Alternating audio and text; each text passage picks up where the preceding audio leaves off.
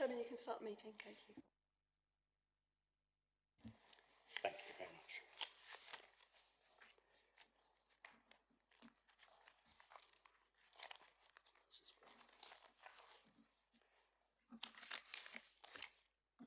Good afternoon, ladies and gentlemen, and welcome to today's meeting of the Cabinet.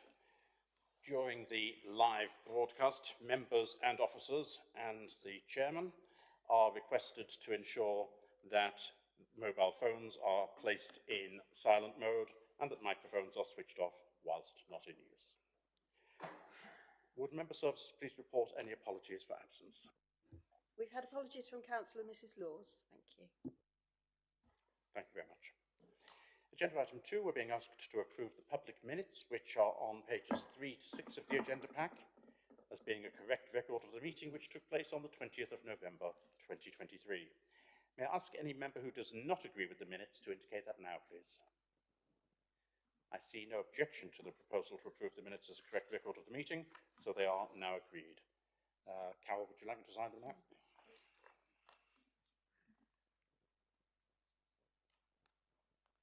Thank you. Agenda item 3, there are no urgent items for consideration today. Agenda item 4, interests. This is to receive any declarations of interest under the local code of conduct or any interest under the code of conduct on planning matters in respect of any items to be discussed at this meeting. If you have anything to declare, please can you inform the meeting now? No hands are raised. If anything does occur to anyone during the course of the meeting that they may have an interest which should be declared, would you please do so immediately? Thank you. Agenda item 5 is the draft business plan 2024-25, which is to be found on pages 7 to 32 of your pack. I shall be proposing this. May I formally have a seconder before I... Thank you very much indeed, Councillor Tierney. Right. You've all read the report, so I won't go through it paragraph by paragraph. But there are two basic things we're looking at here. The first is examining the revision of the 23-24 figures, and the second is looking forward to 24-25 and to the years beyond. As far as 23-24 is concerned, the two primary areas where we've had difficulties have been staffing costs in planning, where we've had to employ quite expensive agency workers to be able to fill positions there, and also the ongoing issue of housing benefit cost recovery that we've had.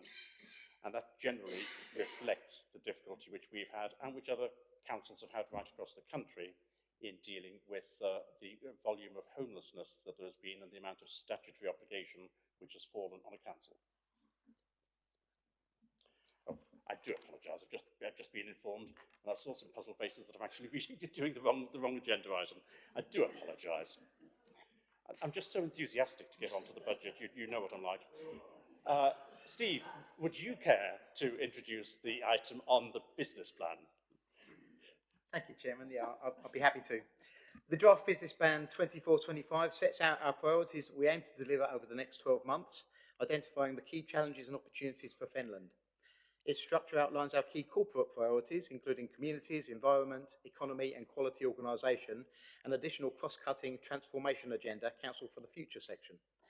This section encompasses our ongoing transformation work to improve efficiency and customer experience, drive positive change and ensure the Council is fit for the future.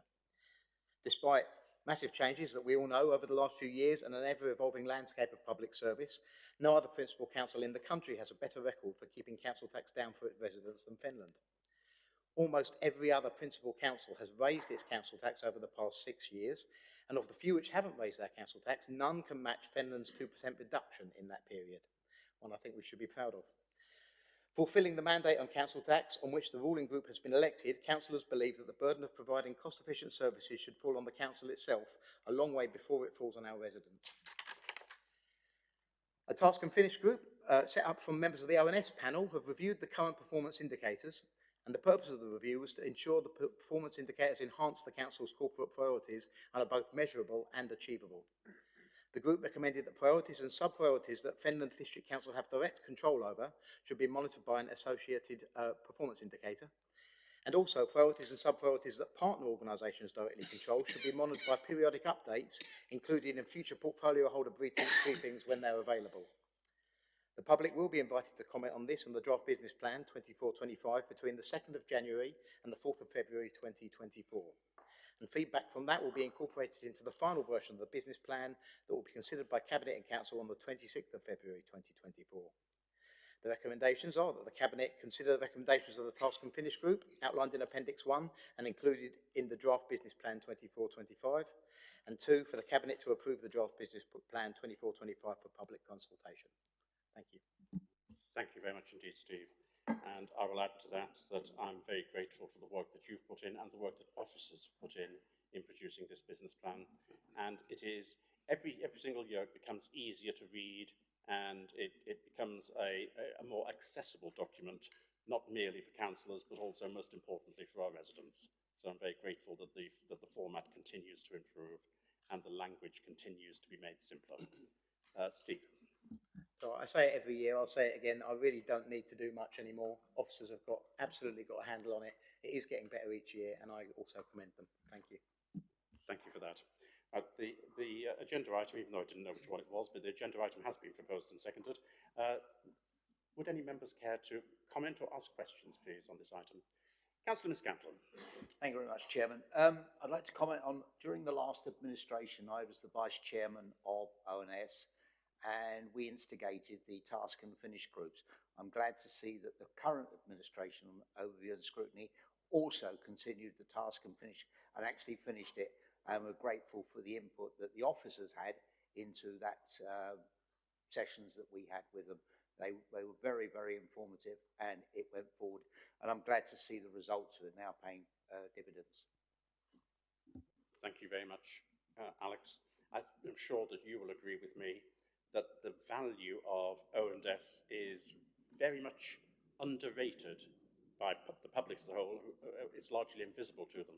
But for us within the council, it's so important that O&S continue to do their job efficiently and effectively, to continue to question what is going on, to continue to challenge the Cabinet, and to continue to ensure, in this particular case, that we are looking at performance indicators which are relevant and appropriate, so that we continue to have as close an eye as possible on the performance of this council. Totally agree, Chairman. Thank you very much indeed. Anyone else have any questions or comments on this agenda item? No, if there are no further speakers, then the recommendations are set out on page 8 and ask us to consider the recommendations of the Task and Finish Group, which are outlined in Appendix 1, and include in the draft business plan 24-25, and for Cabinet to improve the draft business plan for 23-24, for 24-25 for public consultation. Those in favour, please show. That's agreed unanimously. Thank you very much indeed, members. Move on now to agenda item 6, which I couldn't wait to get started on before, which is the revised General Fund Budget and Capital Programme 23-24, the draft General Fund Budget estimates for 24-25, and the draft medium-term financial strategy for 24-25 to 28-29, together with the capital programme for 24-27, all of which are on pages 33 to 60 of the public agenda pack. Now, again, I'll propose this first, and then I'll ask for a second this time. We do have the revised 23-24 figures here, and as I said before, homelessness has been an issue for district councils right across the country, and this has been an issue for us so far as our statutory obligations are concerned, but particularly with regard to the recovery of housing benefit costs with regards to homelessness and with regard to temporary accommodation. And we've also had the major issue of ensuring that the planning department is adequately staffed when our base complement hasn't been filled by permanent positions, and we've needed to go out and employ agency staff at some significant additional cost. Obviously, there have been quite a number of other pluses and minuses throughout the accounts. At the moment, there's a projected outturn deficit being shown for 23-24 of just on £707,000. But as all members will be aware, the numbers do fluctuate significantly comparing these December figures with the final outturn, which we will get in the summer. And the figures continue to be produced by the staff in the finance department under Mark Saunders and continue to be produced in a very careful, consistent and cautious way. And that is no bad thing at all, because if we were not cautious in the planning that we do, then we could be caught out very badly indeed if things do go in the wrong direction. So I continue to commend the work which is done by our finance team in producing these budgets and these figures for us to consider. For 23-24, one of the big things that has happened, and it continues to happen, is the purchase of, will end up being 29 houses through the local authority housing fund, where there are significant requirements which need to be satisfied, and our purchasing those houses with a discount from central government has been deemed to be the most appropriate way for us to go about meeting those obligations. And I look forward to all of those houses finally being purchased, coming onto stream, and to assisting in our temporary accommodation work especially, and in other housing work where appropriate. 24-25 is not as difficult for us as it is for some other councils. We've seen so many councils around the country who have either issued Section 114 notices, what's called in the public press going bankrupt, but it isn't. They've either issued Section 114 notices or said that they are very close to issuing Section 114 notices. Some of those councils have acted in a less than responsible way, but increasingly councils, as was said by Michael Gove only today, I believe it was, councils which are well run will also find themselves under financial pressure. We have the fortunate position that we've had surpluses for several years now, several consecutive years. We've built up our budget equalisation reserve, and it does give us much more leeway than many other councils have. Having said that, we still have significant challenges ahead of us, not merely for 24-25, not even especially for 24-25, but for 25-26 and beyond. And those numbers are shown in the medium-term financial strategy. And in fact, I think it may be appropriate for me to quote what is said in the report by our Section 151 officer. And if we go to page 50 of our pack, our Section 151 officer and corporate director makes a statement saying it's imperative that the council has a robust savings strategy in place to meet the challenges. As detailed in the report, significant savings are expected from the Transformation Agenda 2 programme and the outcome of the accommodation review. Consequently, the delivery of the planned savings and major business projects is critical to the successful delivery of the council's budget strategy. Without these savings being delivered, the current council strategy of keeping the level, the same cash amount as this year for the council tax, or even a 0% increase per annum, will be unsustainable, and future increases in council tax inevitable to deliver a balanced budget. And given the uncertainties detailed in this report, it's imperative that the council maintain sufficient resources to cover any in-year unforeseen expenditure. And I fully endorse those comments from the Section 151 officer. We will have some very difficult decisions to make. We'll have some difficult choices to make at the appropriate time, and we need to do so if we are to continue to ensure that we place as small a burden as we reasonably can upon the residents of Fenland. And yes, as we heard in the previous agenda item, we do have a good record on keeping our council tax down compared with many other local authorities around the country, and on a 6-year basis, a better record than any other principal council in the whole country. But that will only continue as long as we can manage to meet the challenges which the Section 151 officer mentions. And being realistic, it won't be able to continue forever. But so long as we can manage to provide good value for money services within the council, and so long as we continue to look at ways of ensuring that the council operates in a more efficient and effective manner, as long as we can do that, we will be able to keep council tax increases down and, if possible, avoid them. The numbers that we've got in the papers at the moment actually show what's known as a flat rate council tax take. That is, the council tax is assumed in 24-25 to be effectively the same, and there are one or two slight amendments in this, but to be effectively the same as in 23-24. And we will continue to put that forward. The figure is on page 51, £927,495.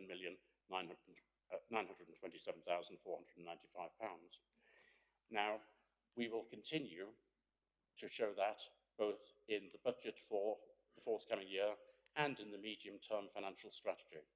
And one of the reasons for doing that is because it's a target, and it's quite a difficult target to achieve, to continue to keep the total amount of council tax taken at zero. Because by doing so, we're ignoring the fact that every year the council tax base increases. So if we were to end up putting forward a council tax figure, total take exactly the same as in 23-24, that would actually equate to a reduction in the council tax charged to council taxpayers, or our share of it at least, of some 1.2 to 1.3%. Now, when we see how numbers turn out later in this process, it may be that we can't afford to do that, and it may be that we can only afford a smaller decrease, or even maybe no decrease at all. I'd be loath to propose an increase in the council tax for 24-25, but we're very much in the hands of the announcements yet to be made and the information that's yet to come out in the system over the course of the next couple of months. One of the major parts of that is the government announcement concerning the local government support scheme. We've been drip-fed information about this for the last few weeks. Another press release was made today, and we've yet to understand what this will actually mean for our figures, and we won't properly understand that until early in January, probably. So that is going to be quite important. We additionally have the challenge ahead of us, particularly on the medium-term financial strategy, of ensuring that our commercial and investment strategy starts paying dividends. We already are managing to cover considerable amounts of officer and overhead costs because of the work which is being done for the 2 development sites that we've got, and we'll need to continue to push that forward so that we manage to produce the results that we want in those.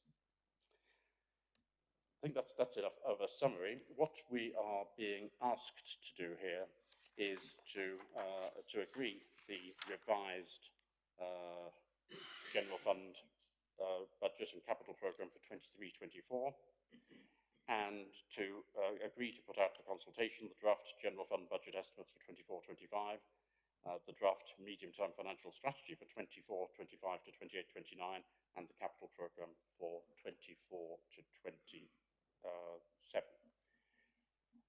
So that's my proposal. Is there any seconder? Please, Councillor Hoy. Thank you very much indeed. May I now invite anyone who wishes to ask any questions or say anything. Councillor Hoy first. Yes, thank you. I'm going to ask a question now, which is not genuinely intended to put anyone on the spot. It's just something that came to my attention, and I would be interested in an answer. So if you don't have an answer right now, obviously that's understandable. It's being claimed that Huntingdonshire has 40% lower precept than us, and the figures have been quoted, and like I say, this could be absolute fabricated nonsense for all I know, so that's why I'm just asking. So they claim that Cambridge Band D taxpayers pay 218.85 to their district, East Cambs is 142.14, Huntingdon is 155.86, South Cambs 165.31, and Fenland is 255.24. Now, on the face of it, that seems that obviously we're the highest in Cambridgeshire. So I guess, is that true? And if it isn't true, okay, fine, we'll look into that. If it is true, why? And again, like I say, it's not intended to kind of catch anyone out. If you don't know the answer, I'm happy to wait. Thank you for that question, Sam. It does help when you're giving lots of numbers to give me the numbers first so I can check them, because I can't actually confirm that the numbers you said are correct, but I'm going to answer your question on the assumption that the numbers that you gave are correct. And the first thing which is misleading is just to take the Band D figure for each individual council, because that doesn't represent the average household in each area. The average household in each area differs depending upon the makeup of the housing, how many are in Band A through to the top band. And our average is a lot lower in terms of the banding than any of the other councils in Cambridgeshire. So that needs to be taken into account before looking even at average council tax demands which come from the local district council. Having said that, the comments that I was making were to do with how we have performed over the last 6 years compared with other councils right across the country, but even across Cambridgeshire. Now, in East Cambridgeshire, I'm pleased to say they've been very careful and prudent, and they haven't raised their council tax at all. We have reduced ours by 2%, but other local authorities within Cambridgeshire, other district councils, have raised their council tax sometimes by some significant amounts. And of course, all of that is dwarfed and overwhelmed by what Cambridgeshire County Council has done, where they now seem to have a policy where, as a matter of deliberate policy, they will increase the council tax by as much as they can every year. Nevertheless, so far as the individual districts are concerned, just comparing Band D figures is maybe correct arithmetically, but it is extremely misleading and doesn't express the average cost per household within the various 6 areas. And historically, yes, we've reached the level of council tax that we have as the other areas have as well. All that we can all do is to take the situation we're currently in and to move forwards as positively as we can. Now, as far as we're concerned, we have a far greater liability for internal drainage board payments than any of the other 5 district councils in Cambridgeshire. So a significant proportion of our budget is just taken up with that, and that is a burden which the others have to a far, far lesser extent. And that also needs to be taken into account. So all of these things are complicated. I'm not disputing the numbers you say. If you were reading them out, I'm sure you read them out correctly. But it's not surprising that, that our council tax Band D charge is higher than others. If our council tax Band D charge were the same as all other places, then the average we would be paying would be massively less than the other areas that you've mentioned. I hope that answers your question.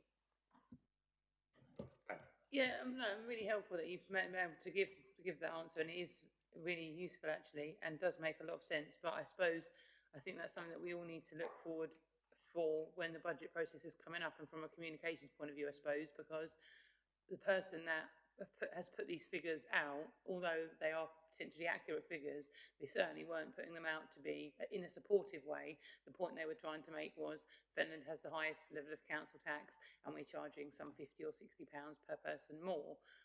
Now, what you're saying does make sense, and I completely agree with it, because actually we aren't, because most of our residents aren't paying that Band D and they are being mischievous. But I think we need to get a bit ahead of the game now. Now we know people are seeking to put that message out there, so we are explaining it to people, because you're right, most of our residents aren't paying that, so people using that figure is being a bit naughty. Thank you, Sam. I'm delighted to say I don't actually know yet who it is who has said that, but I would agree they're being, at the very least, mischievous and naughty, if not being downright politically opportunistic in using an inappropriate figure to try and compare what is paid in council tax in Fenland compared with what is paid in council tax to the districts in other parts of Cambridgeshire.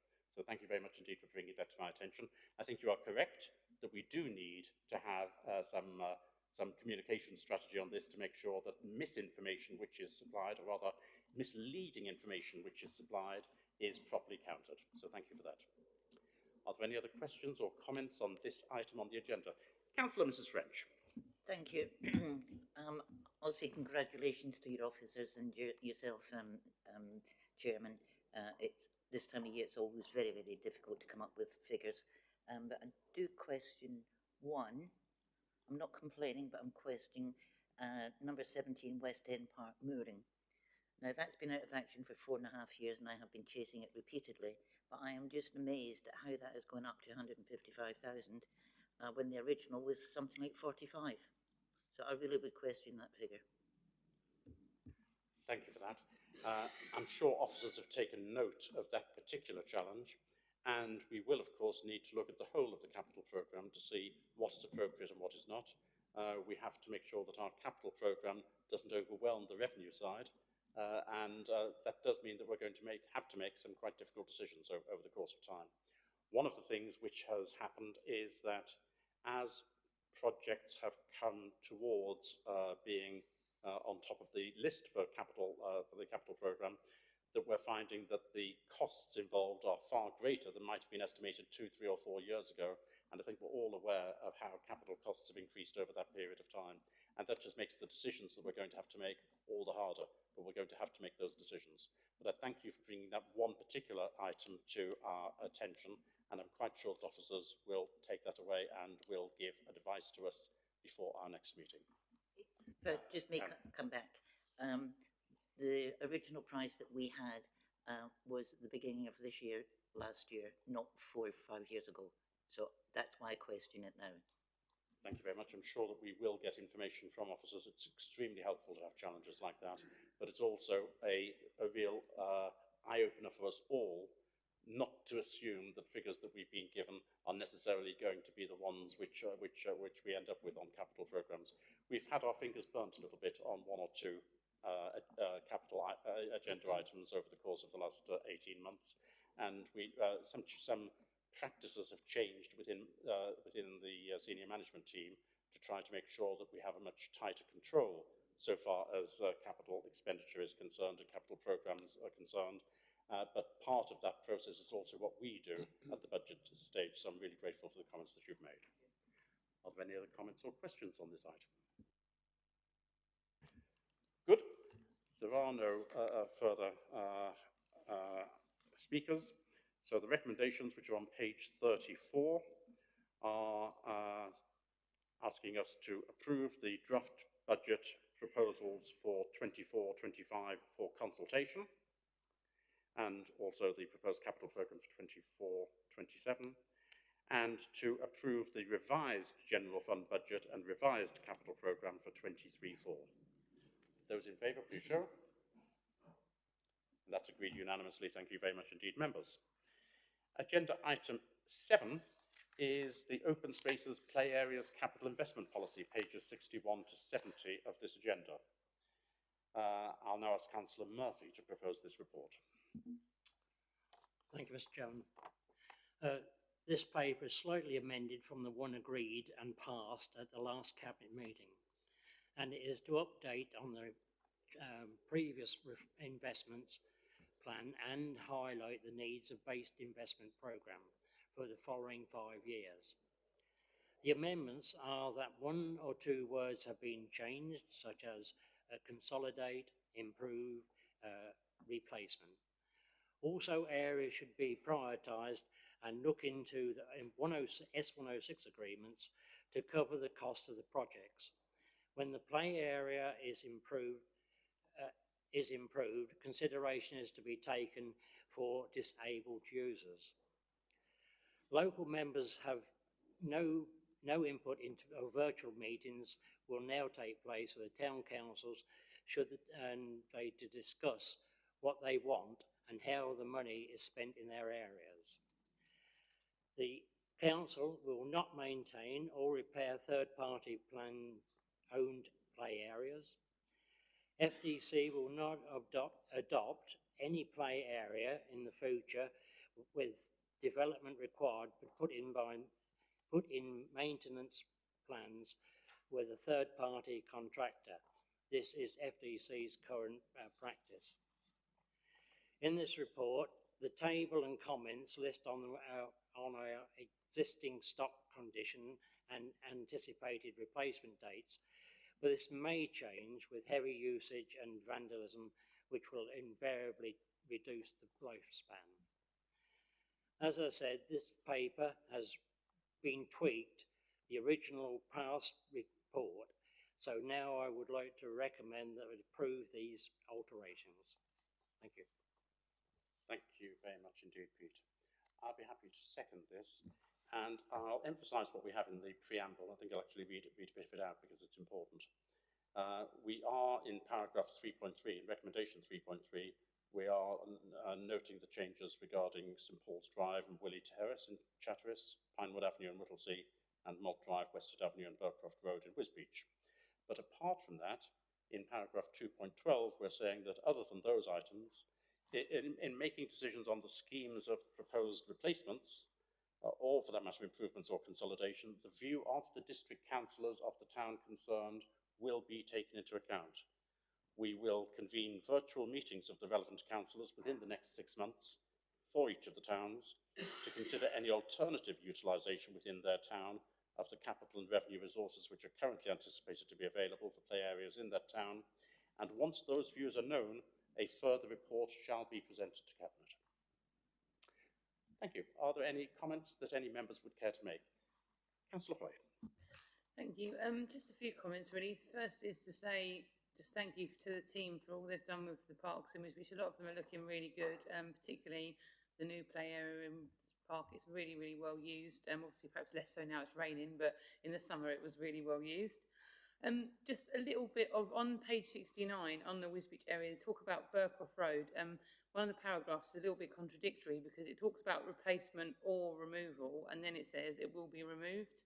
And obviously that kind of sort of seems like it's made a decision. And given that I know the local members in that area fought to have that installed a few years ago, and it was recently installed, it'd be a shame to have it removed when it ran out of useful life. Now, I understand that, you know, we are going to have these meetings and talk about what we're going to look for the future, but I would like to see that potentially not removed when it comes to the end of its life, because there isn't anything that side of town for children to play on, that side of the A1101.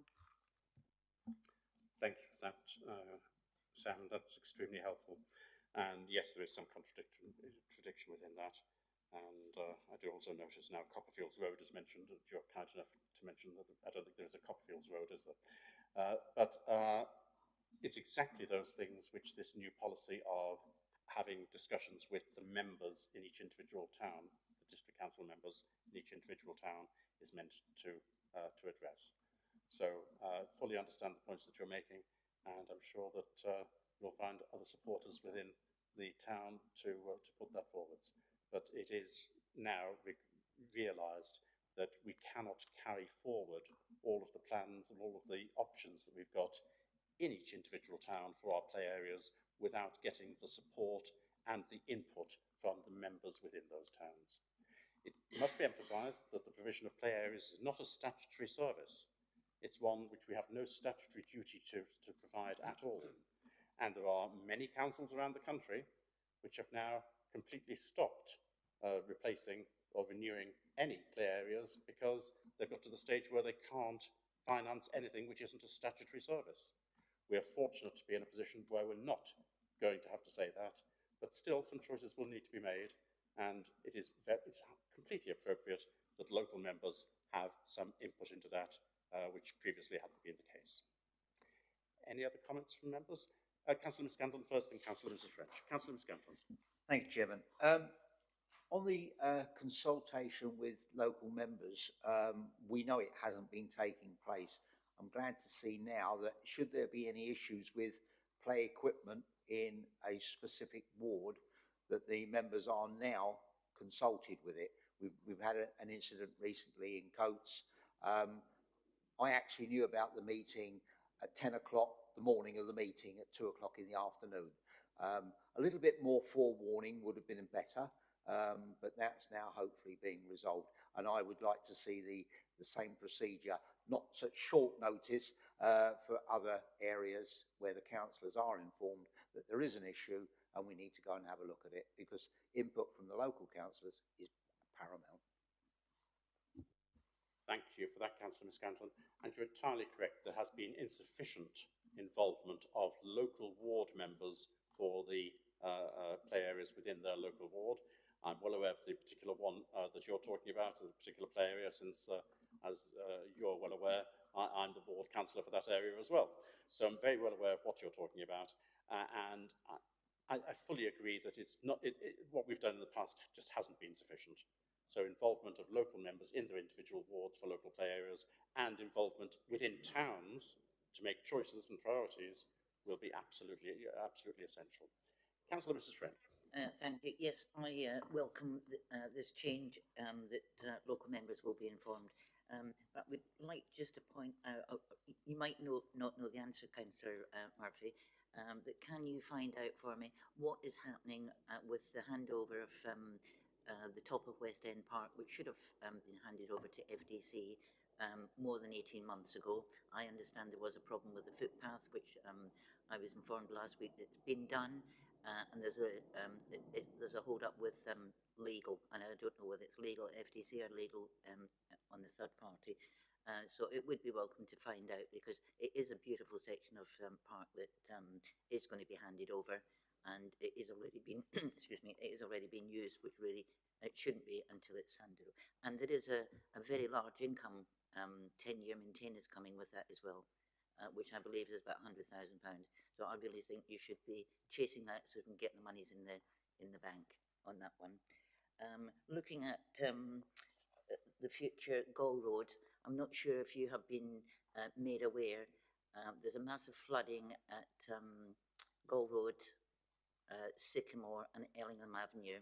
Work should have been done by County Council and Anglia Water this April. What happened, I don't know. It's going to happen next April, and I understand that FDC have given permission to go into Gold Road Park. So please don't spend any money until that work is complete, and if there's any damage, make sure it's recouped from whoever causes it. Thank you for that, Councillor Mrs French. May I just get clear for my own benefit, were any of the areas you've just, I appreciate all of the areas you were just talking about are our open spaces, were any of them play areas as well? Gold Road is. Okay. On the other items, may I just ask that that be answered to you outside the meeting? Do you have any answer, please, Peter, to give on Gold Road? On Gall Road, no, I haven't. But the other one we were talking about, the West End, the bottom West End Park, we're having trouble with the pedestrian areas, walkways there, because they're dropping in each side, they're broken, and they want us to pay for it, but it's the CCC that should be paying for it all.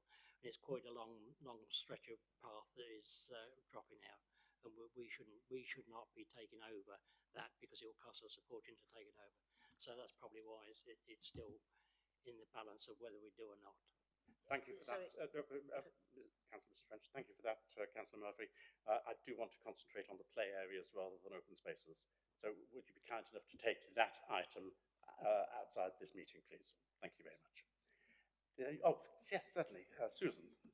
Thank you, Chairman. I just wanted to make a comment about how other councils are only doing statutory obligations to provide play areas, because it's vital that we don't go down that route. Play areas and open spaces for children are vital. They're building blocks for their social skills and for parents to meet each other. So I'm glad that we're not doing that. And I totally get that they're really costly, but some things are worth the money, in my opinion. So I'm glad that we're not going down that route. Thank you. I'd like to thank you for your comments, but I will point out what the Section 151 officer said. We're going to have to make some really difficult decisions. And in order to avoid making that particular difficult decision, we will need to make other difficult decisions. So I look forward to your support in making those other difficult decisions to protect the items which you believe and which I believe are so important. Thank you. Councillor Murphy. Yeah, just going back to when we were saying about talking to other councils and local councils, this will come in very, very happy with me now, because we're also tending to think about consolidating play areas that are around there. If they're very, very close together, consolidate it down to one. And this is where we need the input of the local councils to tell us what to do with it. Thank you for that. Any other comments? You seem to want to make a comment, Councillor Mr Hawley? No? Okay, thank you very much. Are there any other comments from anyone? Or questions? No. Well, thank you very much indeed for that debate and for the questions. The item now has finished discussion. So the recommendations are all on page 62, asking us to approve the policy approach to future spending on play areas and play area adoptions, as identified in this report in sections 2.2 to 2.9, subject to the provisions of section 212, to delegate to the section 151 officer, in consultation with the portfolio holder for the environment, responsibility to ensure funds that are made available to deliver the play area improvements detailed in section 3.3 of the report, to note the changes proposed in section 12 regarding St Paul's Drive and Willey Terrace in Chatteris, Pinewood Avenue in Whittlesea, and those in Malt Drive, Westhead Avenue and Burcroft Road in Wisbeach, subject to the provisions of section 2.12. Is this agreed? Those in favour, please show. And that's agreed unanimously. Thank you all very much indeed. Agenda item 8 is the implementation of a Home Improvement Agency Service, HIA, from April 2024, which is to be found on pages 71 to 84 of our agenda pack. I'll now ask Councillor Hoy to propose this report. Thank you. This report sets out a proposal to award the Home Improvement Agency service following a procurement exercise from April 2024. The contract is for 3 years with a possible 3-year extension option. This council has a statutory responsibility to manage a disabled facilities grant service and commission a home improvement agency to support households requiring adaptations to their homes to meet their needs. Until recently, the Home Improvement Agency role was undertaken by Kingston and West Norfolk Borough Council, and they have been doing that for this council for approximately 20 years. This council undertook a procurement exercise and advertised for organisations to tender for the role from April 2024, and it was carried out in accordance with our legal procedures and procurement procedures. The successful tender was submitted by East Cambridgeshire District Council. The work is funded by the Better Care Fund, administered by Cambridgeshire County Council, and has no impact on the council's general fund. I'd like to place on record our thanks to the Borough Council of Kingsland and West Norfolk for their services over the years, supporting thousands of vulnerable households in Fenland to make their homes safer and more accessible so that they're able to remain in their homes. We're looking forward to working with East Cambs to support similar residents into the future, and I therefore recommend to award the Home Improvement Agency tender to East Cambridgeshire District Council from April 2024. Thank you very much. Do we have a seconder, please? Councillor Miscantlin, thank you. The item is now open for discussion. Would anyone like to ask any questions or to make any comment? It's a very important part of the work that we administer, and I think that all of us as ward members have seen examples where individuals' lives have been transformed by the works which have been funded through the DFG. So having this being administered in an appropriate way is very important indeed for us. Councillor Miscantlin. Thank you, Chairman. I think it's most important that this programme continues because, as you quite rightly said, it's improved so many people's lives over the years. It should continue. Thank you very much indeed. Any other comments or questions? Well, there aren't any further speakers, so the recommendation is at page 71 and asks us to approve the award of the tender to East Cambridgeshire District Council. Those in favour, please show.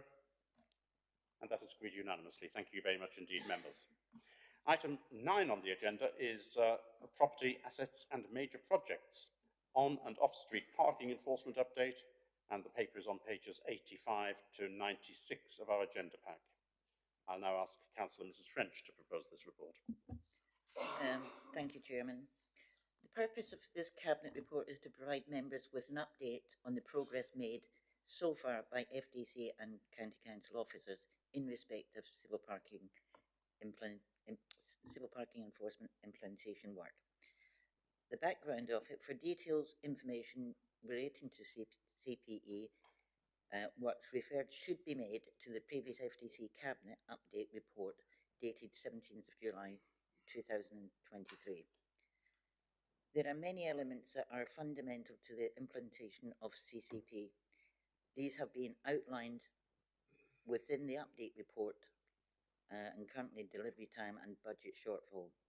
I'm sure you've all read it. It is very, very lengthy. The recommendations are: note the progress made by FDC and County Council in respect of moving the introduction. Note the predicted increase in the overall project. Request that a decision is taken on how the project shortfall will be funded.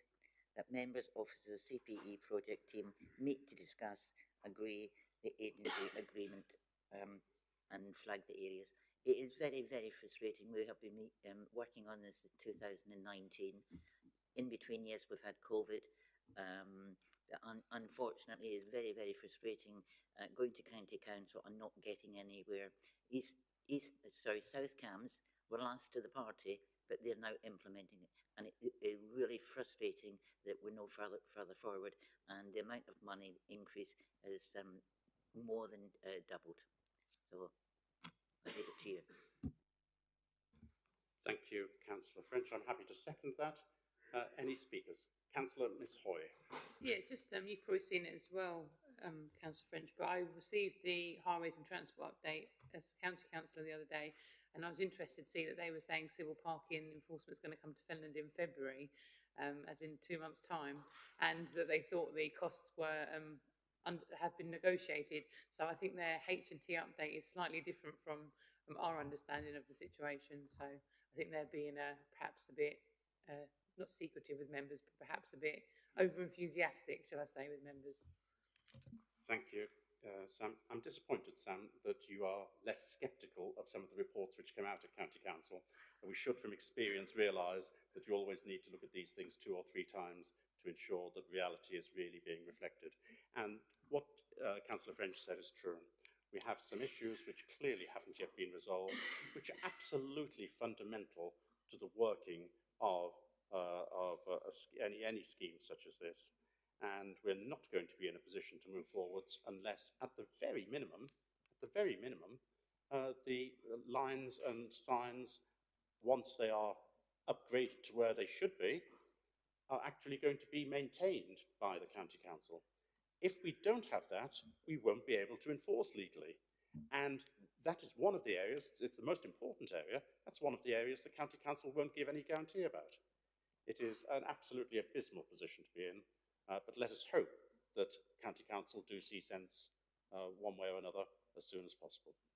If I may come back, Mr. Chairman, certainly. Certainly not in the administration that's there. Hopefully in 2025 a new administration will take on, but certainly not at this time. One of the good things, of course, which it's worth emphasising, is the agreement of the CPCA to continue to make their funding available for this until 2025. So it does give the opportunity for a change of policy to come in, possibly after the County Council elections. We are being asked to make a decision. Oh, sorry, Councillor Murphy. Thank you, Mr. Chairman. I'd just like to ask, tongue-in-cheek really with it, but the councils, the local councils, gave £100,000 each towards this.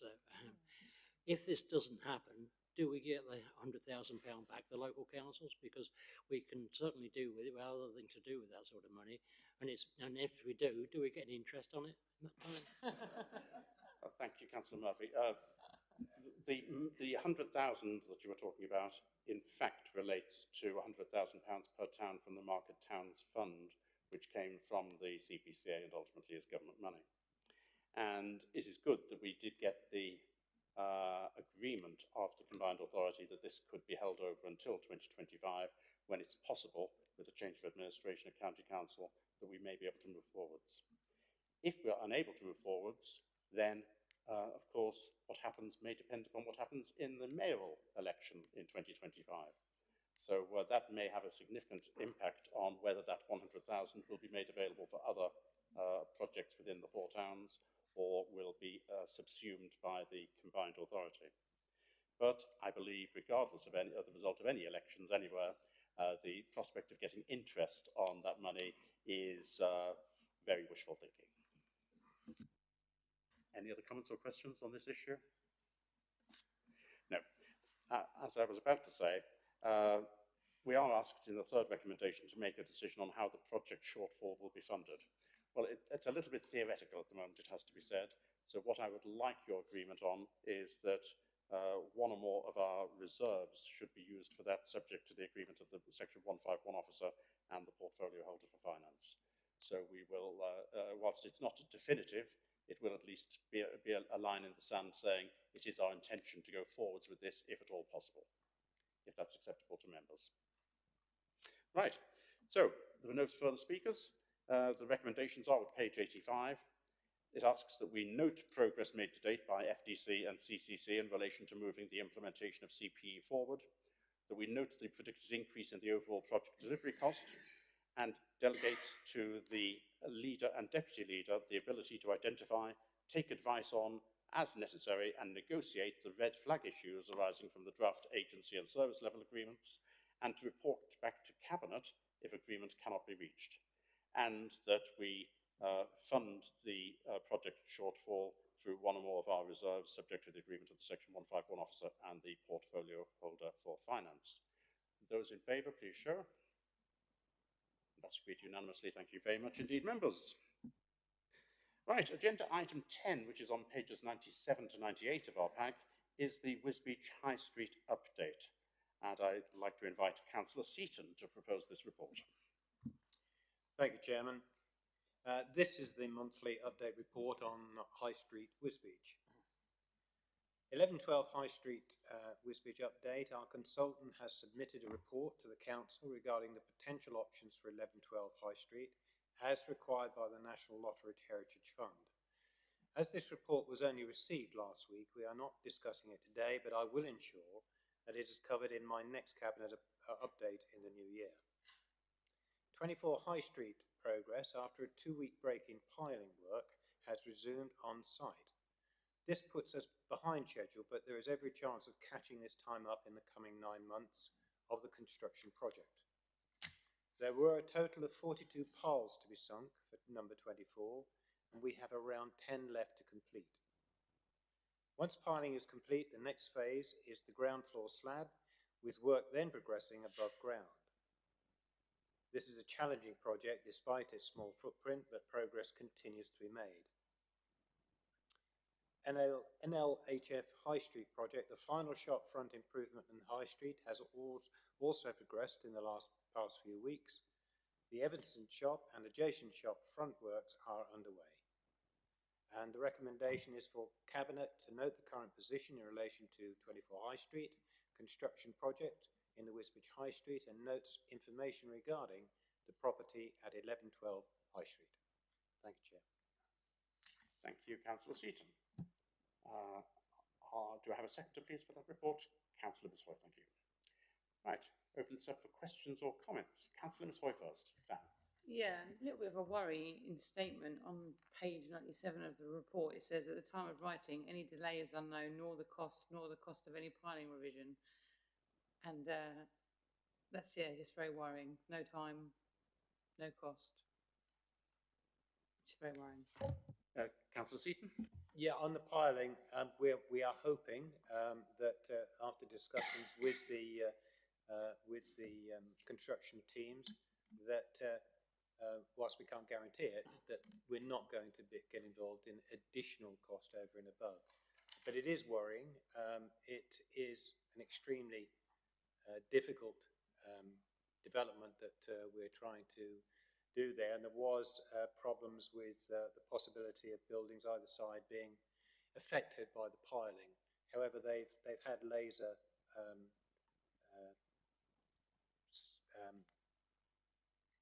they've had lasers on either the walls or the other buildings to make sure that the movement of the buildings is within the limitation. I think it's 1 mil, and they've been progressing after a couple of weeks of holding back while they checked on this.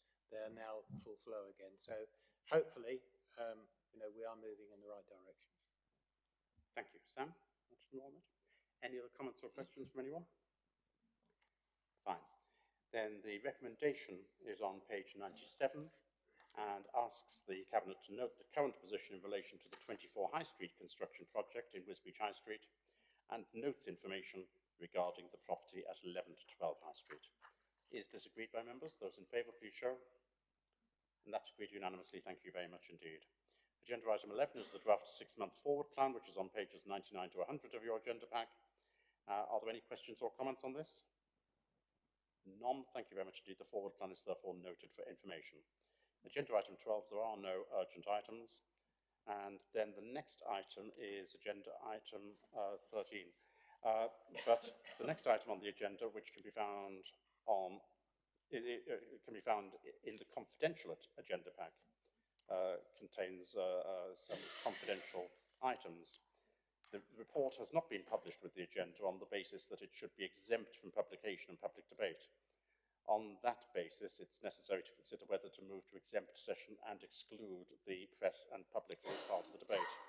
The basis for this exemption is, members will note, is the reference to paragraphs 3 and 5 of Schedule 12A of the Local Government Act 1972. Paragraph 3 protects against the disclosure of information of a commercially sensitive nature relating to the financial and business affairs of Fenland District Council and third-party organisations. and paragraph 5 protects against the disclosure of information in respect of which a claim to legal professional privilege could be maintained in legal proceedings. In this instance, the report relates to Fenland District Council's negotiation strategy and the legal advice it has received regarding its position, and that strategy in relation to this piece of land in question. The public interest test has been applied, and given the nature of the content and the stage we are currently at in the negotiation process, it's considered that on this occasion, the balance lies in favour of the exemption. May I ask any member who does not agree with this assessment and therefore the proposal to exclude the present public during the discussion of this item to please raise their objection now? I see no dissent, so thank you. Member Services, would you please now make the necessary arrangements to sever the link to YouTube, enabling us to continue the meeting in exempt session?